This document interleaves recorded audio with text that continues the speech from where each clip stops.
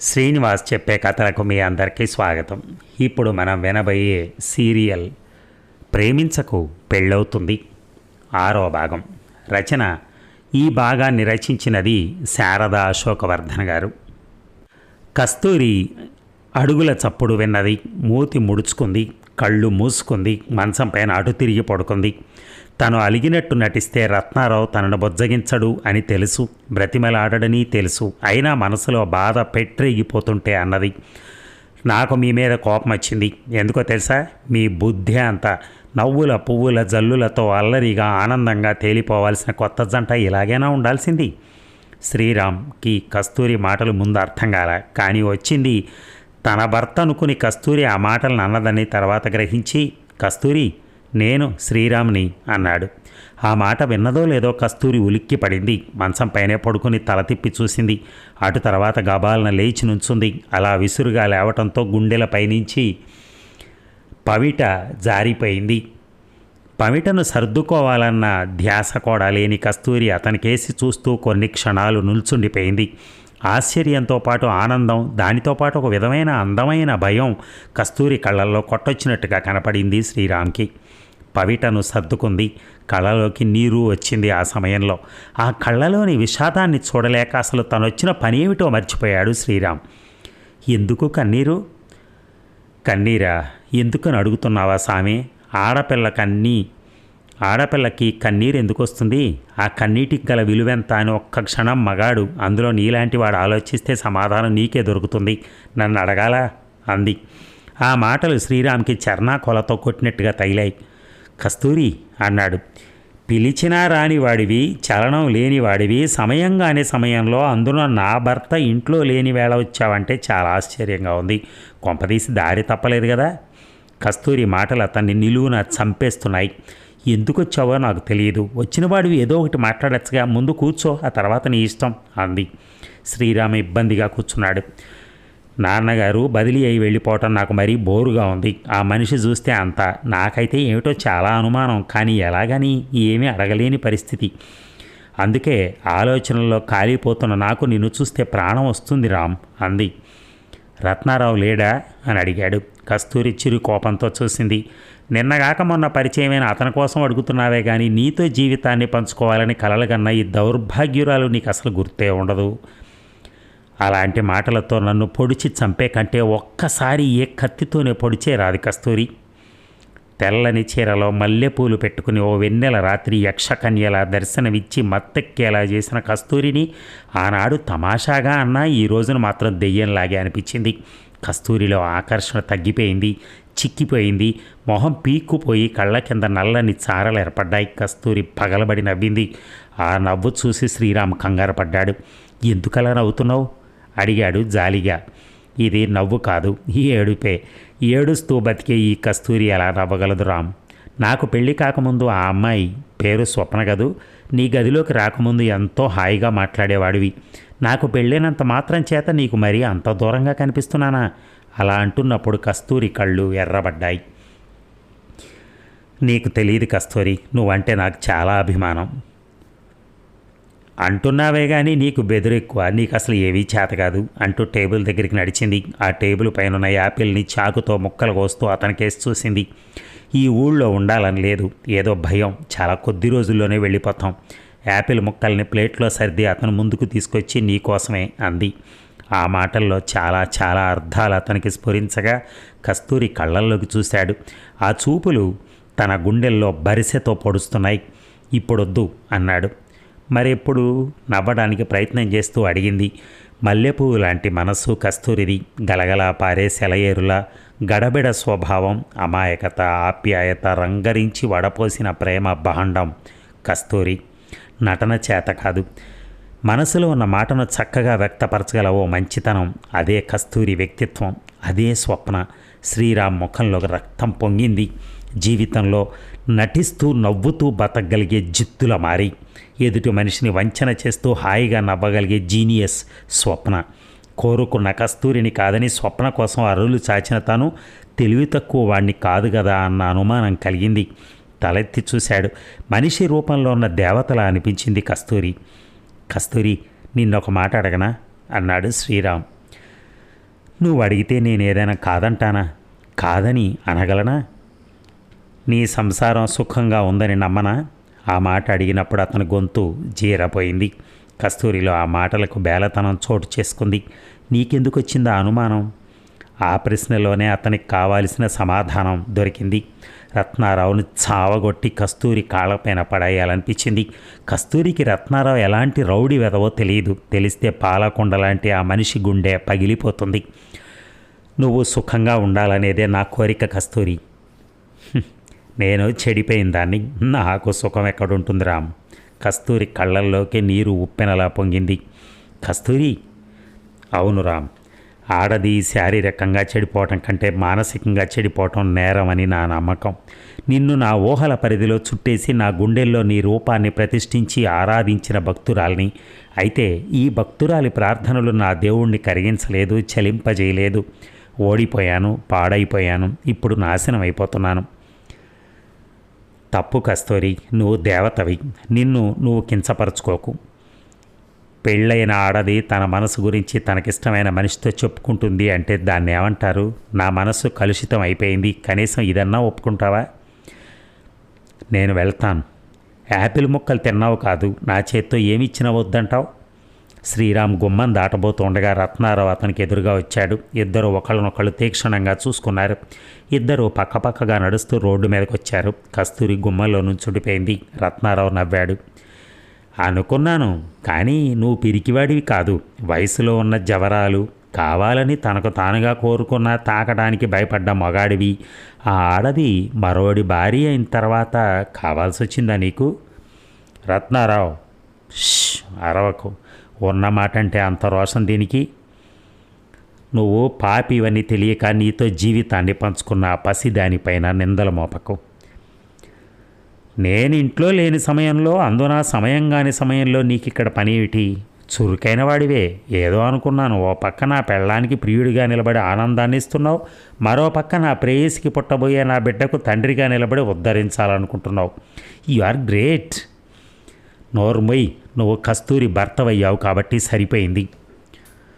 లేకపోతే ఈ పర్రలో తవ్వి పాతేసేవాణ్ణి. రత్నారావు చెయ్యి ఎత్తాడు. శ్రీరామ చేతిని గట్టిగా పట్టుకుని, ఈడియట్, ధైర్యం ఉంటే మనిషివైతే స్వప్న ఎదురుగా నిలబడి చెప్పు. స్వప్నకు పుట్టబోయే శిశువుకి నువ్వే తండ్రినని. ఆ నిజం కక్కించాలని నీ ఇంటికొచ్చాను. మాటలంటూ పులిలా మీదక దూకబోయే శ్రీరామ్ చేతిని విడిపించుకుని దూరంగా జరిగాడు రత్నారావు. చేతనైతే దాని చేతే నిజం చెప్పించుకో. నీతో చెప్పవలసింది ఎప్పుడో చెప్పాను. మళ్ళీ నువ్వు ఈ ఛాయలకు వస్తే కస్తూరి శవాన్ని చూస్తావు అంటూ విసవిస వెళ్ళిపోయాడు రత్నారావు. శ్రీరామ అయోమయంగా నిల్చుండిపోయాడు. తల్లి తండ్రి దగ్గరుంటే ఈ రాక్షసుడు ఆగడాలు ఇంతగా ఉండేవి కావు.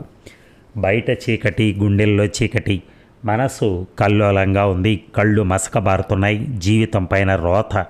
శ్రీరామ్కు తెలుసు, తెలిసి తానే తప్పు చేయలేదు. కానీ ఏనాడో ఎవరికో చేసిన పాపం ఇలా వెంటబడి సాధిస్తోంది. స్వప్నను ప్రేమించిన తొలి రోజు నుంచి అన్నీ అవమానాలే. ప్రేమించటం నేరమా, అపరాధమా? స్వప్న తనను లెక్క చేయలేదు, ఈసడించుకుంది. అయినా తనే స్వప్న కోసం ఆరాటపడ్డాడు, మనసిచ్చాడు, ఆరాధించాడు. కెమిస్ట్రీ ల్యాబ్లో ఆత్మహత్య నుంచి కాపాడాడు. క్లిష్ట పరిస్థితుల్లో చిక్కుకున్న ఆమెను సర్వదా ఆదుకున్నాడు. అది తన మనసులోని ప్రేమకు నిదర్శనం. అయినా ఓ అనుమానం అతన్ని పీడిస్తూనే ఉంది. రత్నారావుతో అంతలా తిరిగి ఈనాడు తిరిగి తనతో ఎలా ఉండగలుగుతోంది? వాళ్ళిద్దరూ చెట్టాపట్టాలేసుకుని పార్కులకి, సినిమాలకి, బీచ్కి వెళ్ళటం తను కళ్ళారా చూశాడు. ఆ విషయం స్వప్నకు కూడా తెలుసు. తెలిసి కూడా ఏమీ ఎరుగని దానిలా తనతో ఎలా సంచరించగలుగుతోంది? రామ్, నువ్వు లేకపోతే నేను లేను, నువ్వే నా ప్రపంచం అంటున్న స్వప్న మాటలు నిజమేనా? ఏదీ తేల్చుకోలేక గుండెలు మండిపోతుంటే అడుగులు ముందుకు వేశాడు శ్రీరామ్. అశాంతి, ఆవేదన, ఆరాటం పిశాచాల్లా పట్టి అతన్ని పీడిస్తున్నాయి. స్వప్న, నా జీవితంతో ఎందుకు ఇలా ఆటలాడుతున్నావు? నేను నీకేం అపకారం చేశాను? నీలోని స్వార్థం ఏమిటో నాకు తెలియటం లేదు. ఎందుకు నన్ను ఇలా ఏడిపిస్తున్నావు? ఇసుక పర్రలో నడుస్తూ వెళ్ళి రైలు కట్టపైన కూర్చున్నాడు. చుట్టూ విశాలమైన పర్రలు, మొగలి డొంకలు, పచ్చని పైరు, గాలి చల్లగా వీస్తోంది. జుత్తు రేగి మొహం పైకి పడుతోంది. జేబులోంచి సిగరెట్ పెట్టి తీసి సిగరెట్ వెలిగించాడు. ఎదురుగా మసగ్గా ఉన్న ఒక ఆకారం కనిపించింది. శ్రీరామ్ పోల్చుకున్నాడు. స్వప్న అన్నాడు. అవును, నేనే. ఎందుకొచ్చావు? నేను రావటం ఏంటి? అది పిచ్చి ప్రశ్న. అంటే నేను నీ నీడని వెన్నంటి పెట్టుకునే ఉంటాను. నేను చచ్చిపోవాలనుకుంటున్నాను. నీతోనే నేను కూడా. అంటే ఎప్పుడో చావాలనుకున్న దాన్ని ఆ ప్రయత్నం నుంచి తప్పించి నన్ను కాపాడావు. మా నాన్నగారిని ఎవరో చంపేస్తే ఆప్తుళ్ళు ఆదుకున్నావు నన్ను. అమ్మ పిచ్చిదైపోతే నువ్వే నాకు మిగిలావు. నన్ను నీలో కలుపుకున్నావు. నా దగ్గరున్న నా సర్వ ఆస్తిని నీకు దారబోసాను. దాని కారణంగా నువ్వు తండ్రిని నీ తల్లిని కాపోతున్నావు. ఇప్పుడు చెప్పు, ఎంత దూరం పారిపోగలవు నువ్వు? నువ్వు నటిస్తున్నావు. అది నీ భ్రమ. అయితే నిజం చెప్పు. అది నువ్వే తెలుసుకుంటావు. తెలుసుకోగలిగే వరకు నువ్వు నన్ను బతకనివ్వవు. అంత పిరికివాడివా నువ్వు? వెర్రి ఆలోచనలు మాని ఇంటికి నడు. స్వప్న రూపం చెదిరిపోయింది, మాయమైపోయింది. సిగరెట్ దూరంగా విసిరి ఇంటికేసి నడిచాడు శ్రీరామ్. తలుపు తోస్తే తెరుచుకుంది. గెడ పెట్టుకోవాలన్న ధ్యాస కూడా ఈ మనిషికి లేదే అనుకున్నాడు. గదిలో బెడ్ లైట్ వెలుగుతోంది. ఆ వెలుగులో స్వప్న మంచం పైన గువ్వలా కూర్చుని కనపడింది. మోకాళ్ళ చుట్టూ చేతులు చుట్టి గడ్డాన్ని కాళ్ళ కానించి అతనికేసి నిర్వీకారంగా చూసింది. స్వప్న బాగా ఏడ్చినట్టుగా కళ్ళు ఉబ్బి ఎర్రగా జ్యోతుల్లా ఉన్నాయి. మొహం వాడిన కమలంలా ముడుచుకుపోయింది. తను ప్రేమించిన మనిషి కోసం ఎటువంటి త్యాగానికైనా సిద్ధపడుతుంది. స్వప్నని అలాంటి దీనావస్థలో చూడగానే శ్రీరామ్కి చాలా బాధ కలిగింది. తనకు అసలు ఏం అధికారం ఉందని స్వప్నను సాధించాలి? స్వప్న పిలిచాడు. స్వప్న అతనికేసి అలాగే చూసింది కొన్ని క్షణాలు. తర్వాత ఒక్క ఉదుటున లేచి పరిగెత్తుకొచ్చి అతన్ని చుట్టుకుపోయింది. శ్రీరామ్ స్వప్న వీపు చుట్టూ చేతులు వేసి బలంగా కౌగిలించుకున్నాడు. అతని బాహువుల్లో ఎముకలు నలిగిపోతూ ఉంటే దీనంగా పిచ్చిగా చూస్తూ అతని జుత్తులోకి చేతి వేళ్లను పోనిచ్చి అతని మొహాన్ని తన మొహానికి దగ్గరగా తీసుకుని పెదవులను అందుకుంది. శ్రీరామ్ నుంచి విడిపోతూ ఆకలిగా ఉంది అంది. భోజనం చేయలేదా? నువ్వు తినందే నేను ఎలా తింటాను? నాకు ఆకలిగానే ఉంది. ఇద్దరూ కలిసి భోజనం చేశారు. ఒకే మంచం పైకి చేరారు.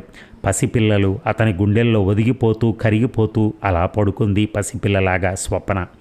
ఇటువంటి కష్టాల నుంచైనా కాసేపు దూరం చేసి సుఖాన్ని ఇస్తుంది నిద్ర. కానీ ఆ అదృష్టం అందరికీ ఉండదు.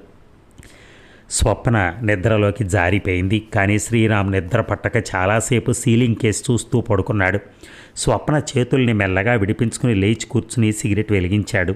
కిటికీ దగ్గరగా నడిచి బయటికి చూశాడు. వెలుగునివ్వకుండా చందమామను కప్పేస్తున్న మబ్బులకేసి చూస్తూ నుంచున్నాడు. పక్కింట్లో దీపం వెలుగుతూనే ఉంది. అస్పష్టంగా మాటలు వినపడుతూనే ఉన్నాయి. సభ్యత కాదని తెలిసిన ఆ మాటల్ని వినడానికి ప్రయత్నం చేశాడు శ్రీరామ్. రాస్కెల్, ఇంకా ఏడుస్తావెందుకు? అంత రాత్రి వేళ వాడిని ఇంట్లోకి రానిచ్చి వాడితో కులికింది చాలక ఏడుపు కూడానా? నీకు సిగ్గులేదు? అతనేమి నా కోసం రాలేదు, మీకోసమే వచ్చాడు. ఇంటికొచ్చిన వాళ్ళని కూర్చోమని మర్యాద చేసి మాట్లాడటం తప్పని నాకు తెలియదు. ఆ మాట పూర్తి కాకుండానే చెంప చెళ్ళుమన్న శబ్దం వినపడింది. అటు తర్వాత కస్తూరి ఏడుస్తున్నట్టుగా శ్రీరామ్కి తెలిసింది. డర్టీ రాస్కెల్, పైగా సమాధానం చెప్తావా? వాడికి నీకు ఏ విధమైన సంబంధం లేకపోతే ఎందుకు వస్తాడు? నీ బతుకుని బజారు పాలు చేయాలంటే ఇదొక్కటే చాలు అంటున్నాడు రత్నారావు. శ్రీరామ్ గుండె నీరైపోయింది. కస్తూరి బతుకు కసాయవాడి చేతిలో చిక్కిన గొర్రె పిల్లలా తయారైనందుకు బాధతో శ్రీరామ్ గుండె మూలిగింది. తను చేసిన పనికి కస్తూరి దెబ్బతింటాం, ఆ దెబ్బ కస్తూరికే కాక సూటిగా వచ్చి తనకే తగిలినట్టుగా అనిపించింది. దేవుడు అనేవాడు ఉన్నాడో లేదో శ్రీరామ్కు తెలియదు. దేవుణ్ణి అతను ఎప్పుడూ ప్రార్థించలేదు కూడా. చేతులెత్తి నమస్కారం చేయలేదు. కానీ అతను ఇప్పుడు చేతులెత్తాడు. దేవుడా, కస్తూరి ఏ పాపం తెలియని అమాయకురాలు. కస్తూరి మెడలో ఈ రాక్షసుడి చేత తాళి కట్టించి వాడి వికృతపు చేష్టలకు బలైపోయేలా చేశావు. నన్ను ప్రేమించిన నేరానికి ఆ అమాయకురాలు బలి కాకుండా చూడు తండ్రి.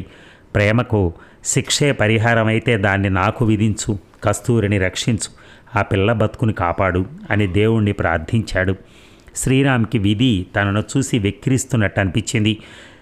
తనని మనసా వాచా ప్రేమించిన కస్తూరి రత్నారావును పెళ్లి చేసుకుని నరకాన్ని అనుభవిస్తోంది. తను ప్రేమించిన స్వప్న రత్నారావుకు ప్రియురాలై వేధిస్తోంది.